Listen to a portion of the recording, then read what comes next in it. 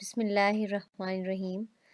आज हम इस वीडियो में ये देखेंगे कि हम किस तरह से एक बाइनरी सर्च ट्री में अपनी नोड को इंसर्ट कर सकते हैं। ठीक है, जैसे कि हमारे पास एक ये ट्री है।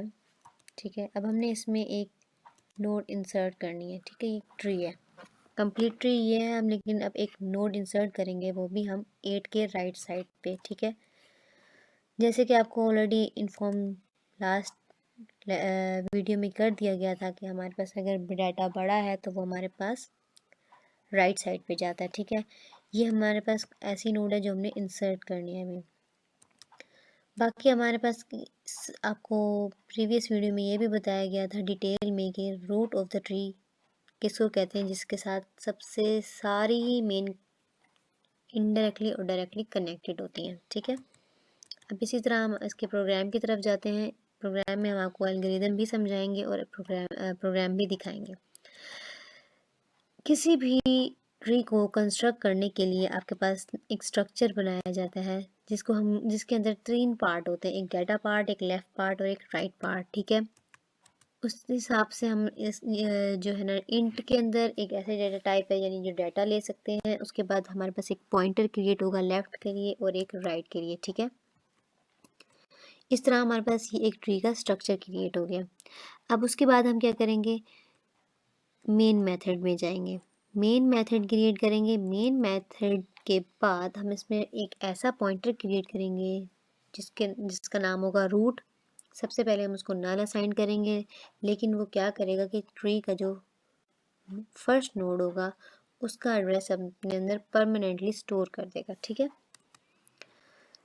जैसे कि यहाँ रूट क्रिएट हो चुका है, उसमें नल भी चला गया। उसके बाद हमने क्या करना है, इंसर्ट के मेथड को हम कॉल करेंगे और अपनी न्यू नोड को इंसर्ट करेंगे। देख सकते हैं कि ये इसका इंसर्ट का सिंटैक्स है कि हम उसके बाद हम जो है ना ये जितने भी अब हमारे पास इंसर्ट का मेथड है, ये मेन मेथड से, यानी आपके पास स्ट्रक्चर के बाद और मेन मेथड से पहले पहले इंसर्ट करेंगे हम ये वाला एक जो प्रोग्राम बनाएंगे अब, यानी जो हम हमारे अंदर हमारे पास वो है ये प्रोग्राम होगा, यानी मेथड बनाते हैं वो हमारे पास इस तरह से होगा। सबसे पहले तो हम ये देखेंगे कि हम जैसे ही ट्री है तो ट्री के अंदर हमने क्या करना है, एक नोड क्रिएट करनी है। नोड क्रिएट करने के लिए हम malloc का फंक्शन यूज़ करेंगे और उसके बाद हम जैसे ही नोड क्रिएट हो जाएगी कि उसका एड्रेस हमने किस में स्टोर करा देना है, आर में। ठीक है, उसके बाद हमने लेफ़्ट पार्ट को नल असाइन कर देना है, डाटा के अंदर डाटा पास कर देंगे और हमारे पास राइट के अंदर नल असाइन कर देंगे। ठीक है, उसके बाद हम चेक करेंगे कि हमारा ट्री के अंदर नोड एग्जिस्ट करती भी है या नहीं। अगर करती है, अगर हमारे पास ये ऐसी नोड है जो पहली ट्री है, पहली नोड है, तो फिर हमारे पास *SR हमारे पास एक पॉइंटर है जिसके अंदर हम चेक करेंगे कि ये नल के बराबर है या नहीं। अगर नल होगा तो फिर इसका मतलब ये है कि हमने इसके अंदर जो नोड क्रिएट की है उसका एड्रेस स्टोर करवाना है। ठीक है, तो हम जो आर न्यू नोड है *SR is equal to R कर देंगे, क्योंकि न्यू नोड के अंदर हमारे पास न्यू नोड हम का जो एड्रेस है वो आर में स्टोर है, वो हम *SR के अंदर डालेंगे। और *SR से हम कहाँ पे जा सकते हैं, क्योंकि ये एक पॉइंटर है तो ये हमें डायरेक्ट रूट के अंदर ले जाएगा, यानी हमारे पास फर्स्ट नोड का एड्रेस रूट में स्टोर हो जाएगा इस तरह से। ठीक है,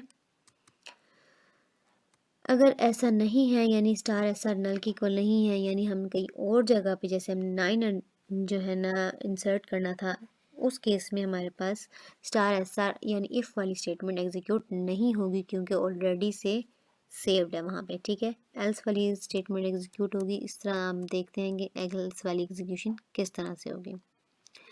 अब वहाँ पे ऑलरेडी एग्जिस्ट करती है नोड, तो फिर एल्स वाला पार्ट एग्जीक्यूट होगा और फिर उसमें हमने कुछ इस तरह से करना है कि कुछ वेरिएबल्स ले लेंगे करंट के नाम से, पेरेंट के नाम से। ठीक है, उसके बाद हम करंट के अंदर *SR का एड्रेस असाइन कर देंगे। उसके बाद हम पेरेंट के अंदर अभी हम नल असाइन कर देंगे। ठीक है, उसके बाद हम चेक करेंगे कि हमारा डाटा जोन सा है वो ग्रेटर है, ठीक है, करंट एरो डाटा से, यानी जो करंट नोड है जो हमने बनाई है अभी उसका डाटा हमारे पास जो है, जो डाटा अभी आया है, ठीक है, वो हमारे करंट एरो डाटा यानी हमारे उस नोड के पेरेंट से अगर बड़ा है तो वो राइट साइड चला जाएगा, अगर छोटा है तो वो लेफ्ट साइड आ जाएगा। जैसे ही अगर ये बड़ा है, जैसे 9 था, 9 अगर बड़ा है तो parent is equal to current हो जाएगा, ठीक है। उसके बाद हम करंट को अपडेट कर देंगे और फ्लैग को आर कर देंगे कि ये वाकई ही बड़ा है तो ये राइट साइड पे डाटा जाएगा, ठीक है। अगर ऐसा नहीं है तो जाहिर सी बात है एल्स वाला पार्ट एग्जीक्यूट होगा, ठीक है। इसमें भी हम क्या करेंगे कि parent is equal to current कर देंगे और करंट एरो लेफ्ट वाली साइड पे हम यानी करंट को अपडेट कर देंगे इस तरह से, ठीक है। उसके बाद फ्लैग को हम लेफ्ट कर देंगे, एल से वो कर देंगे, अब डिनोट कर देंगे जैसे वहाँ पे राइट से किया था कि ये वाला राइट साइड जाएगा और ये लेफ्ट साइड जाएगा। जाहिर सी बात है अगर हमारे पास 8 से छोटा 7 है फोर सपोज, तो फोर सपोज 7 है तो 7 हमारे पास किस में चला जाएगा, लेफ़्ट वाले पार्ट में चला जाएगा, ठीक है। तो हमारे पास लेफ़्ट वाला फ्लैग ऑन हो जाएगा। इस तरह से करके हमारा पूरा प्रोग्राम कंप्लीट हो सकता है इजीली समझ आ जाना चाहिए, क्योंकि इसमें कोई मुश्किल नहीं है। सिर्फ जो है ना हमारे पास नोड्स के अंदर किस तरह से उसको एडजस्ट करना है, उसका एड्रेस किस तरह से डालना है, इसी को देखना है और इसको हैंडल करके हमने अपना एक प्रोग्राम तैयार कर लिया, ठीक है। Thank you.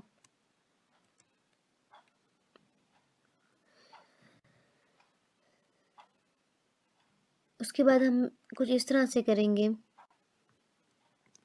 कि फ्लैग चेक करेंगे। अगर हमारे पास ऊपर से हमारे पास क्या आएगा, फ्लैग अगर हमारे पास राइट आता है,